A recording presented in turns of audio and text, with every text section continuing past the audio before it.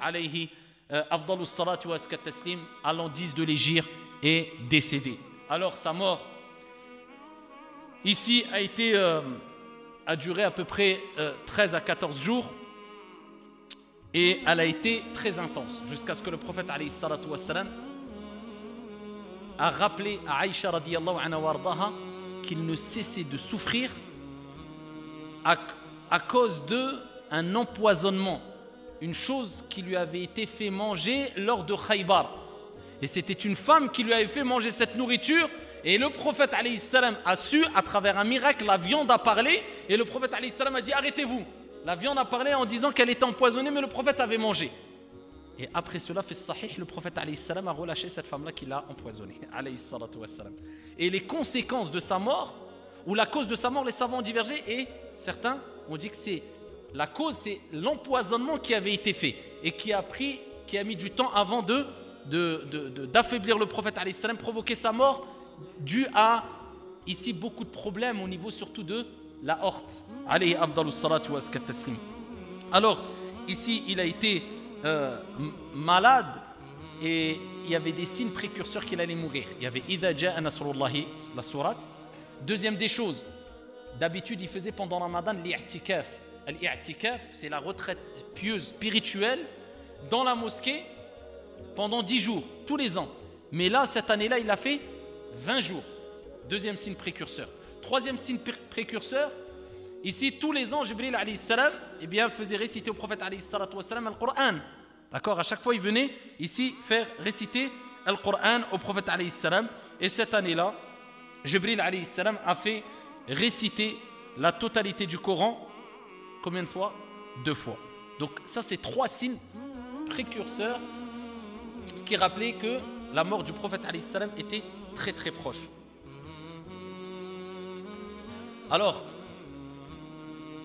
le prophète sentait la mort. Alors quand on voit comment le prophète a réagi quand il sentait la mort, tu te dis, Wallah, si Allah ne nous fait pas clémence et miséricorde, on est dan al-wad, comme on dit.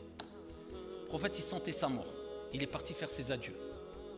Il est rapporté ici, fait sahih, qu'il est au début du mois de Safar, l'an 11 de l'hégire. D'accord, c'est plus l'an 11, je vous ai dit l'an 10 de l'hégire. Hein. Il se rendit à Uhud et fit une prière de recueillement pour le repos de l'âme des martyrs. Ça, c'est une sunna d'aller visiter les martyrs de Uhud quand on va par exemple à l'Umrah ou à l'Hajj.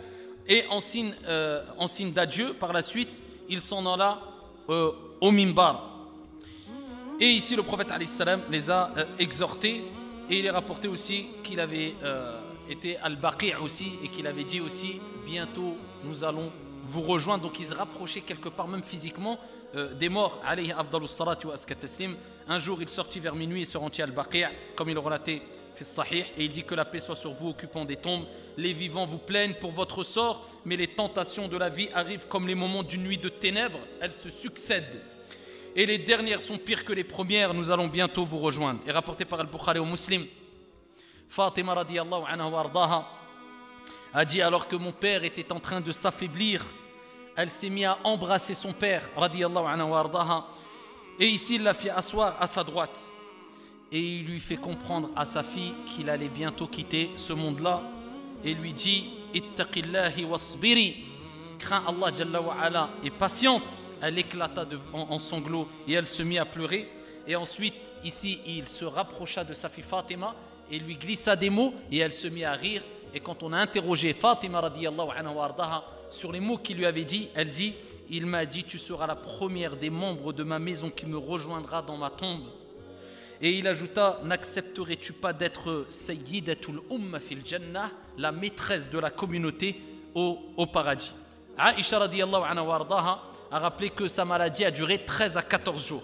La dernière semaine, alors qu'il restait que 7 jours à vivre au prophète alayhi salatu wassalam, sa maladie devenait de plus en plus intense. Et à cet égard, il disait, où dois-je aller demain? Où dois-je aller demain? Alayhi salatu wassalam.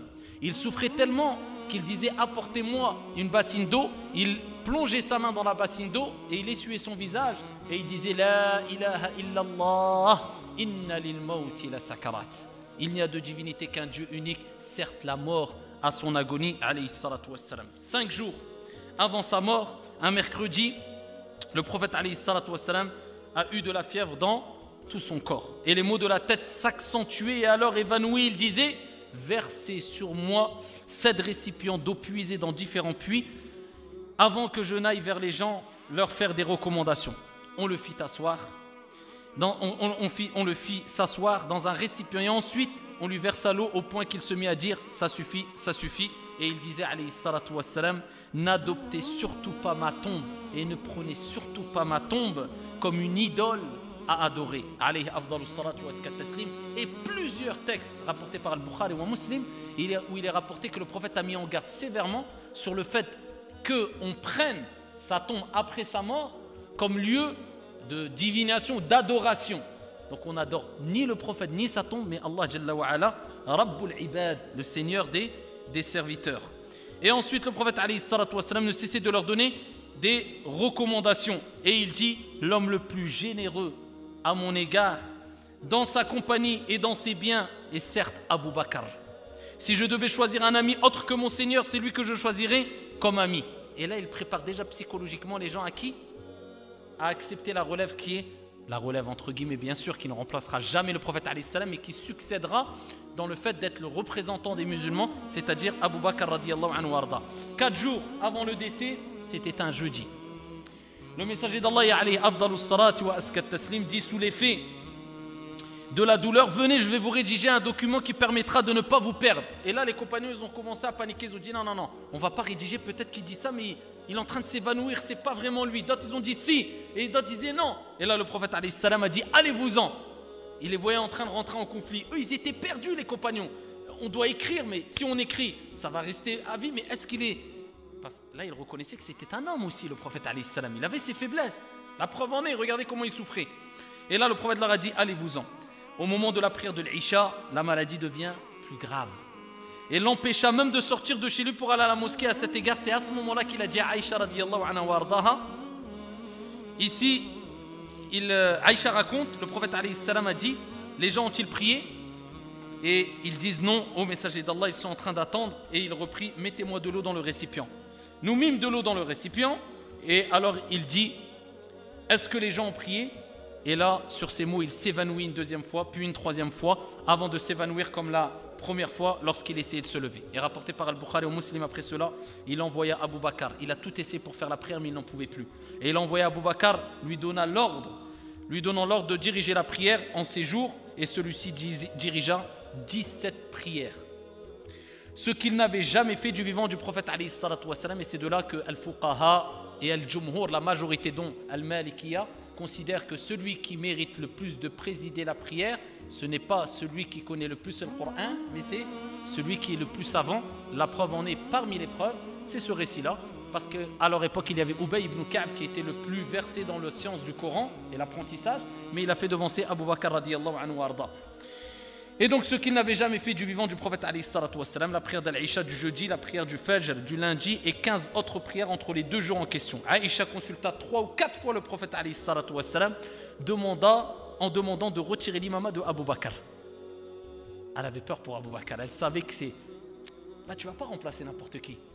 Comment tu veux... La barre elle est trop haute. Tu vas être remplacé entre guillemets dans la prière. Le prophète Mohammed alayhi salam, c'est sa fille. Donc quelque part, elle voulait mettre quelque part aussi, certains savants disent à l'abri Abu Bakr en disant peut-être qu'il ne va pas assumer cela. Et le prophète alayhi salam a rappelé avec fermeté que c'est Abu Bakr qui doit présider la prière. Et 1 ou 2 jours avant le décès, le samedi ou le dimanche, comme il le relatait dans Sahih al-Bukhari ou Muslim fi Sahihain, le prophète alayhi salatu wassalam, 1 ou 2 jours, se sentit un peu mieux. Et escorté par 2 hommes sortis pour effectuer la prière du Dhuhr, c'était Abu Bakr qui dirigeait la prière. Le voyant venir, celui-ci se mit à replier, mais il lui fait un signe lui ordonnant de ne pas reculer. Après quoi il dit, installez-moi à côté de lui. Alayhi afdalus salati wa askat taslim. Et un jour avant qu'il décède, le dimanche, le jour avant le décès, le messager d'Allah alayhi salatu wassalam, eh bien, a franchi des personnes et il fit une aumône de 6 ou 7 dinars qu'il avait avec lui et donna ici tout ce qui lui est resté aux musulmans parmi ses armes, etc. Le dernier jour, selon Anas ibn Malik, les musulmans, alors qu'ils accomplissaient la prière du Fajr, du lundi, et ils étaient tous déboussolés et choqués de ce qui leur arrivait, la prière était dirigée par Abu Bakr et ils furent surpris de voir le prophète alayhi salam lever as-sitar, le voile. Parce que le prophète alayhi salam, sa maison était collée à la mosquée. Ça veut dire où il dormait, où il vivait avec Aïcha radiyallahu anha wa ardaha, il n'y avait qu'un voile qui séparait. Il séparait le voile et il était à la mosquée. Il a soulevé le voile alors que les compagnons commençaient à ranger les rangs.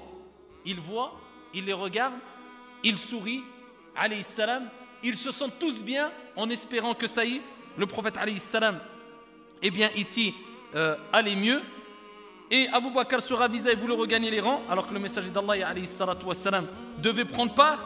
Et les musulmans, à en croire Anas, furent alors remplis de joie. Toutefois, par un signe de main, le messager d'Allah alayhi salatu wassalam leur ordonna de continuer la prière. Et ensuite, restant dans la chambre, il lâcha le voile de séparation. Après cette prière, le prophète alayhi salatu wassalam ne vécut pas jusqu'à une autre prière. Et ici, peu après le milieu de la journée, eh bien, c'est à ce moment précis qu'il a appelé Fatima, juste quelques heures avant de mourir, ou quelques minutes avant de mourir, et c'est là où il lui a mentionné les deux choses. Première des choses, je vais mourir. Deuxième des choses, tu seras la maîtresse de la Ummah au paradis, et tu seras la première de la famille à me rejoindre dans la tombe. Et c'est à ce moment-là qu'elle disait, Fatima radiyallahu anha warda, quand elle voyait que le prophète alayhi salam commence à souffrir de plus en plus, et il disait, La ilaha illallah, inna lil mawti la sakarat. Elle disait, je plains mon père, ya abata. Elle avait énormément mal pour son père, alayhi salatu wassalam. Et là, le prophète se tourne vers Fatima radiyallahu anha wardaha, et il disait, ya Fatima, ton père n'aura plus de chagrin à partir de ce jour. Et ici, Aïcha radiyallahu anha wardaha, elle dit, je ne cesse de sentir l'effet du mets que j'avais consommé. Aïcha a rapporté que le prophète disait, je ne cesse de sentir l'effet du mets que j'avais consommé à Khaybar, la nourriture empoisonnée, et je sens à présent mon artère ici se rompre à cause de ce poison. Et ces dernières paroles et ces dernières recommandations ici étaient la prière. As-salah, as-salah. Parmi les dernières recommandations, le prophète alayhi salatu wa sallam disait As-salah, as-salah, wa ma malakat aymanukum. La prière, vous imaginez? Déjà, il se faisait supporter, aider afin d'accomplir la prière. Et quand il ne pouvait plus, eh bien, avant de mourir, il disait As-salah, as-salah. La prière, ne lâchez pas la prière.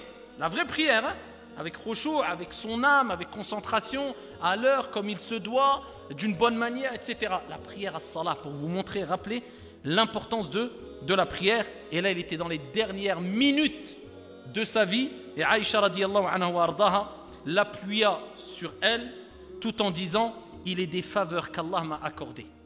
Parce qu'il faut savoir que quand il était très malade, il disait, où je suis ce soir, où je suis. Ils ont compris qu'il voulait choisir où il allait aller, où il allait passer ses derniers jours, ses derniers instants.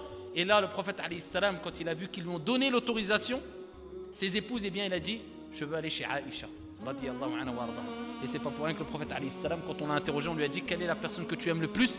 Il a dit, Aïcha, une femme. Il a mentionné son prénom, Aïcha.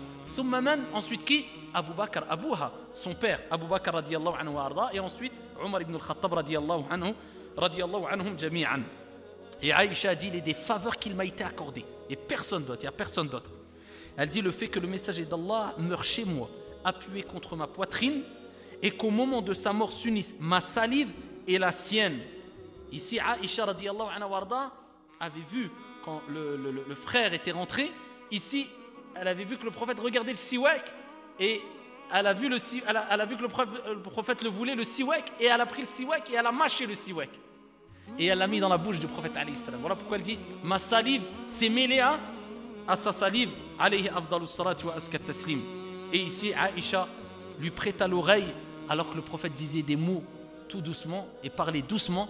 Et elle s'est rapprochée. Et là, le prophète disait, avec ceux à qui tu as accordé tes faveurs, avec ceux à qui tu as accordé tes faveurs. Seigneur, pardonne-moi. Seigneur, sois clément envers moi. Balir rafiqil a'la. Et il voulait rejoindre ici la noble, la plus grande, la meilleure des compagnies. Fais-moi rejoindre la bonne compagnie. Fais-moi rejoindre l'Éternel. Aïcha dit, il répéta cela 3 fois. Et à ce moment-là, il rejoint Allah tabaraka wa ta'ala. Allah a ordonné à Malak al-Maut de retirer l'âme du prophète alayhi afdalus salati wa askat taslim. et le prophète est décédé. Et à ce moment-là, les compagnons ont eu énormément mal, rapporté par At-Tirmidhi. Ici, il est rapporté que des compagnons disaient « Je n'ai jamais vu un jour aussi beau et lumineux que celui où nous avons rencontré le messager d'Allah, alayhi salatu wassalam. Et je n'ai jamais vu un jour aussi obscur et aussi laid où le prophète alayhi salatu wassalam, ou que le jour où le prophète alayhi salam nous a quittés. » Et c'est à ce moment-là où Omar radiyallahu anhu arda s'est mis en colère. Il a perdu une partie de sa raison. La preuve que, regardez, l'être humain, c'était pas n'importe qui, Omar. Et il disait, celui qui dit que le prophète est mort, je le tue. Il est simplement parti rejoindre son Seigneur, il va revenir comme l'a fait Isa alayhi salam. Et là, Abu Bakr est venu et il a tout stabilisé. C'est là où tu vois les gens qui, quand c'est la tempête, qui arrivent à rester lucides, fermes, c'est pas n'importe qui. Et c'est là où tu vois les meilleurs des gens. Les meilleurs. Et c'est pas pour rien que Abu Bakr a devancé Omar quelque part. Et là, il a rappelé Abu Bakr ses propos. À présent, ceux d'entre vous qui adorez Mohammed, qu'ils sachent que Mohammed est mort, et ceux d'entre vous qui adorez Allah, qui sachent qu'Allah Jalla wa Ala est vivant et ne saurait mourir. En effet, Allah Tabaraka wa Ta'ala dit وَمَا مُحَمَّدٌ إِلَّا رَسُولٌ. Et le messager d'Allah n'est qu'un messager, et des messagers avant lui sont passés. S'il mourait donc, ou s'il était tué, retourneriez-vous sur vos talons. Quiconque le fait ne nuira en rien à Allah Jalla wa Ala. Allah récompensera bientôt les reconnaissants. Et à ce propos, Ibn Abbas a dit, par Allah, on eût dit que les gens ne savaient la révélation, n'avaient compris la révélation de ce verset coranique que lorsque Abu Bakr vraiment l'avait récité ainsi, comme Omar radiyallahu anhu warda l'avait rappelé. Ils ont vraiment compris le sens et saisi le sens ici de ces versets qui ont été révélés, et ils ont lavé le prophète alayhi salam et ils ont divergé, ils l'ont lavé tout habillé. Et c'était plusieurs hommes qui l'ont lavé, plusieurs compagnons radiyallahu anhum wardahum qui l'ont lavé. Et parmi eux, il y avait ici Oussama ibn Zayd et Al-Abbas et d'autres. Et ils ont divergé où on va l'enterrer. Et ils ont dit, le prophète nous a enseigné que les prophètes étaient enterrés dans l'endroit où ils décédaient. Et donc il est décédé où? Dans la maison de Aïcha. Et voilà pourquoi il a été enterré dans la maison de Aïcha. Où a été enterré Abu Bakr et où a été enterré Omar ibn al-Khattab, l'un à côté de l'autre. Et voilà pourquoi que quand on passe devant la tombe du prophète alayhi salam, eh bien on salue Assalamu alayka ya Rasulallah, Assalamu alayka ya Abu Bakr, Assalamu alayka ya Omar, alayhi afdalus salati wa askat taslim.